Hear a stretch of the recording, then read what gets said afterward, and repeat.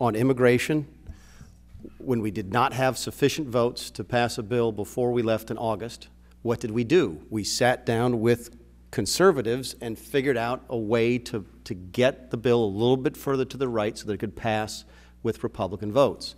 In the recent past, not only would that have not have happened, the exact opposite would have happened. They would have either sent us home and done nothing or gone to get Democrat votes. The Syria vote, say what you want about the outcome, the distribution of votes between the parties. I think that if you asked, I lost yesterday, okay? I voted no on both the CR and on the action in Syria. I voted yes, and I lost too, Mick, there you go. To be clear. No, that's an excellent point, but my point is this. I had my say. Okay, it wasn't like they shut me out of the debate and went off and cut a deal with the Democrats, which has sort of been the modus operandi here for since I've been here.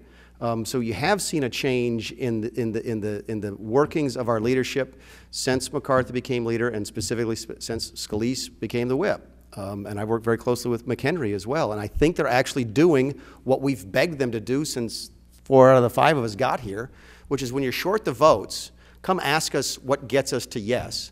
Don't immediately shut us out and go work with the Democrats. And I think that is a sea change in just the last couple of weeks, and I think it may bode well to the future. And Paul speaks to your question about whether or not the party's going to get along better in the future. I think we're already getting along better with this new leadership style that is allowing us to vent, allowing us to participate, asking us for our input. It's a much more bottom-up management style than it has been in the past, and I think the outcomes have been better.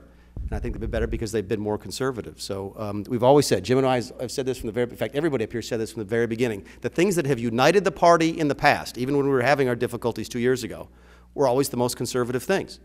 It was the Ryan budget that got the most Republican votes. It was whenever we took the more conservative stances when the party started to unify. It was when our leadership would start reaching out immediately to Democrats that we started to fracture. So maybe that lesson has been learned, and we'll start to move things a little bit further to the right as we go forward.